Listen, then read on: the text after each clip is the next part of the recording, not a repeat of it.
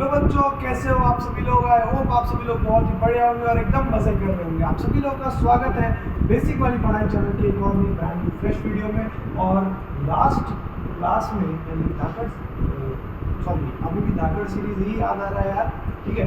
बुनियाद बैच की लास्ट वाली जो हमारी क्लास हुई थी उसमें आप लोगों ने सीख लिया था कि आपको फंडामेंटल थ्योरम ऑफ अरिथमेटिक क्या होता है, ठीक है। उससे पहले वाली क्लास में आप लोगों ने सीखा था कि भैया डिवीजन लेमा क्या होता है।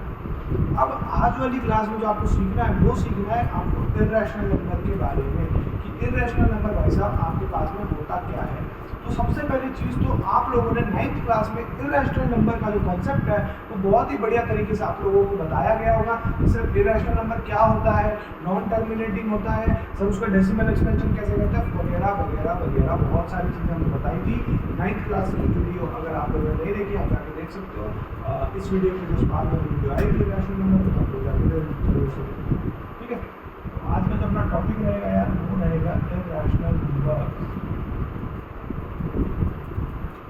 बेसिकली इर्रेशनल नंबर्स नहीं रहेगा, अपना टॉपिक मेन है रीविजिटिंग। रीविजिटिंग का मतलब क्या होता है कि हमें इर्रेशनल नंबर के बारे में दोबारा से पढ़ना है। लास्ट क्लास में हम लोगों ने मतलब 9th क्लास में हम लोगों ने पढ़ लिया था इर्रेशनल नंबर के बारे में, बट अब इस क्लास में हमें इर्रेशनल नंबर के कॉन्सेप्ट को दोबारा से समझना है कि इर्रेशनल नंबर का कॉन्सेप्ट क्या होता है क्या नहीं होता। तो रैशनल नंबर्स आप लोगों को पता है क्या होता है भैया?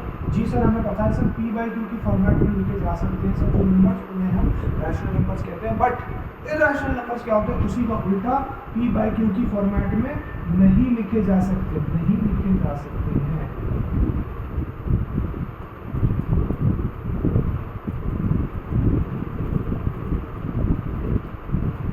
जो नंबर्स p/q की फॉर्म में नहीं लिखे जा सकते हैं उन नंबर्स को हम लोग बोलेंगे इर्रेशनल नंबर्स, ठीक है। अब देखो यहाँ पर बात सुनो, p and q यहाँ पर कोप्राइम होते थे, कोप्राइम, और q जो है नॉट इक्वल टू 0। ये फैक्ट्स अभी भी है, ऐसा नहीं कि नहीं है, बट जब इन्होंने लिख ही दिया कि p/q की फॉर्मेट में आप लिख ही नहीं सकते इस चीज़ को, तो फिर इन फैक्टर्स को देखने से कोई फायदा नहीं है।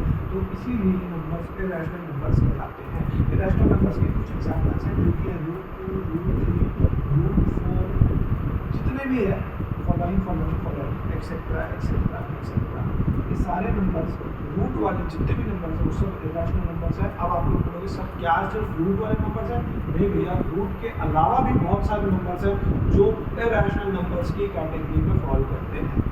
अब मैंने आपको लास्ट क्लास में एक बात बताई थी कि भैया इर्रेशनल नंबर्स को क्या हम प्रूव कर सकते हैं कि वो इर्रेशनल है या नहीं। पहले तो मैथमेटिशियंस प्रूव ही नहीं कर पाते कि ये नंबर से इर्रेशनल है, फिर बाद में इसका कंक्लूजन आता गया भैया इसको किस तरीके से प्रूव किया जा सकता है। तो प्रूफ ऑफ इर्रेशनल नंबर्स वो भी बताता हूँ आपको क्या होता है प्रूफ। इर्रेशनल नंबर्स का प्रूफ भैया बहुत ही बढ़िया प्रूफ है और ज़्यादा कुछ नहीं करना उसमें। बच्चों को जनरली इस प्रूफ में बड़ी दिक्कत आती है, जब आप लोग पहली बार पढ़ते हो इर्रेशनल नंबर्स तो आपको बड़ी दिक्कत आती है, बट आज की वीडियो के बाद आपको कोई दिक्कत नहीं है। Proof √2 is irrational. सेम आप √3 के साथ भी कर सकते हो, √5 के साथ भी कर सकते हो, 4, 7, 6 जितना चाहिए उसके साथ कर सकते हो, ठीक है। तो ये फॉर्मूला जो है बेसिकली ये जो प्रोसीजर है, जो इर्रेशनल नंबर को प्रूफ करने का प्रोसीजर है वो सेम रहेगा हर वैल्यू पे। तो पहली बात तो ये कि कभी भी आपको जो नंबर प्रूव करने को दिया हुआ हो, जो चीज़ आपको प्रूव करने को दी हुई हो, उसका ऑपोजिट मान लो कि भैया हमारा जो √2 है इज अ रैशनल नंबर। अब आप लोग बोलोगे सर ये तो इर्रेशनल नंबर है, सर आप इसे रैशनल क्यों लिख सकते हैं? तो बेटा अगर आप लोग इसे रैशनल नहीं लिखोगे तो फिर आप लोग का कैसे प्रूव होगा कि ये नंबर इर्रेशनल है या नहीं, है ना।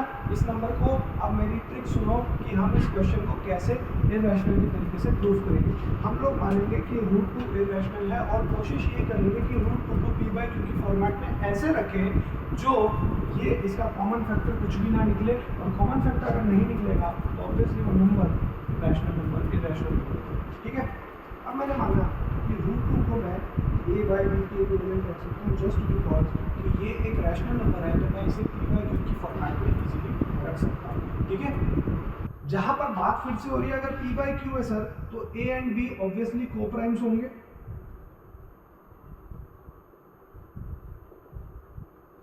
अब मैं क्या करता हूं कि मैं इन दोनों को क्रॉस मल्टीप्लीकेशन कर लेता हूं, जो मेरे पास में पॉसिबिलिटी हो रही है, यानी √2 B इक्वल टू A।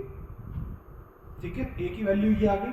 अब कभी भी आप लोगों को ऐसे रूट अगर तंग करे ना भैया, ये वाला रूट अगर तंग करे तो कभी भी आप लोगों को अगर ये तंग करे तो आपको स्क्वायरिंग कर लेनी चाहिए साइड्स की, दोनों साइड्स की स्क्वायरिंग कर लेनी चाहिए। ठीक है, अब स्क्वायरिंग एक बात बताओ, स्क्वायरिंग दोनों साइड्स करोगे कि सिंगल साइड करोगे? Sir obviously sir squaring single side होने का तो कोई मतलब ही नहीं बनता सर, अगर मैं दोनों साइड करूँगा तभी स्क्वायरिंग जायज़ है, यानी कि तभी स्क्वायरिंग लॉजिकल है। तो स्क्वायरिंग मैंने कर ली भैया 2b² इक्वल टू A का स्क्वायर। ठीक है, अब मेरे को एक बात समझ आ रही है स्क्वायरिंग से कि भैया जो A² है ना ये 2 से डिवाइड हो रहा है, यानी 2 को डिवाइड कर रहा है, यानी कि थ्योरम जो अपन ने पढ़ी थी उसके अकॉर्डिंग 2 से अगर A 2 को डिवाइड कर रहा है A², यानी कि A भी डिवाइड करे, यानी 2 and A 2 will be factor, sorry A will be factor of 2। क्यों?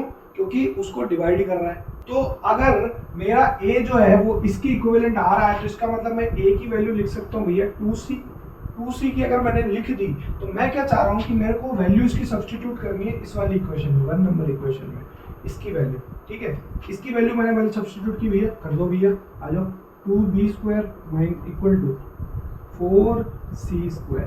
अब देखो यहाँ पर जैसे ही 2 कॉमन आया, जैसे ही यहाँ पर आपका b² हो गया तो ये आपके पास में 2c² हो गया। क्यों? क्योंकि यहाँ पर b² जो है, जो 2 है वो डिवाइड करेगा b² को। ठीक है, तो अब आपको ये बात समझनी होगी कि इन दोनों में कोई ना कोई एक कोप्राइम तब होते हैं जब कोई ना कोई एक कॉमन फैक्टर होगा, इनमें कोई ना कोई एक कॉमन फैक्टर होगा। तो 2 विल बी कॉमन फैक्टर, ऐसा नहीं होगा तो इक्वल टू नॉट इक्वल। ठीक है, ये बात है, 2 कॉमन फैक्टर नहीं होगा इसका। तो अगर 2 इसका कॉमन फैक्टर नहीं है then this contradicts the fact.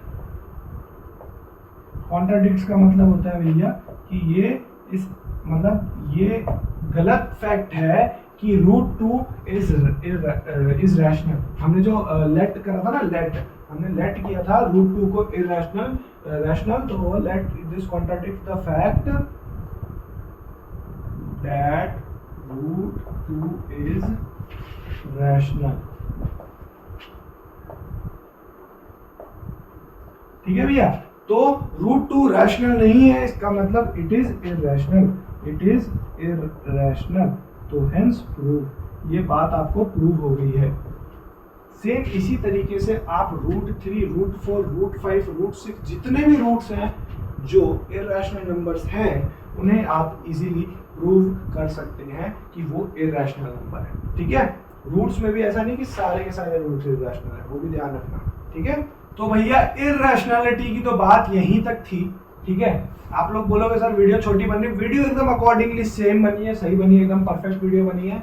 तो इरैशनैलिटी की बात यहीं तक थी कि आपको इरैशनल नंबर्स को मुझे रिविजिट करवाना था। रिविजिट का मतलब होता है कि मुझे आपको एक छोटा सा रिवीजन करवाना था। इरैशनल नंबर्स क्या होते हैं, कैसे होते हैं, उनको क्या कहते हैं, उनको इरैशनल प्रूफ करने का क्या तरीका। आपने कुछ आज नई चीज़ सीखी है कि ये इरैशनल कैसे प्रूफ करते हैं।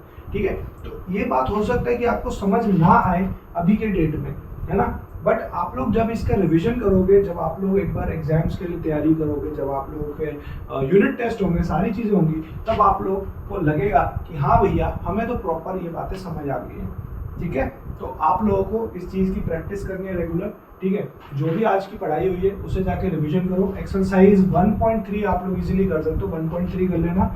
लास्ट में अपने पास में मैंने आपको कहा था 1.1, 1.2 और 1.3 आज कर लेना। ठीक है, इजीली हो जाएगी, कोई दिक्कत वाली बात नहीं। ये तीनों एक्सरसाइज बड़ी ही इजी है। 1.2 का मैंने LCM HCF के बारे में बता दिया था, वो सारी चीज़ें लास्ट क्लास तक कंफ्यूजन क्लियर होगा। ठीक है, तो आई होप आपको ये वाली क्लास अच्छी लगी होगी। अगर ये वीडियो अच्छी लगी है तो इस वीडियो को जाके लाइक देना, चैनल पर नए हो चैनल को सब्सक्राइब कर देना। मैं मिलता हूँ आपसे एक और नई तरक्की भड़कती वीडियो में, तब तक के लिए take care and good bye.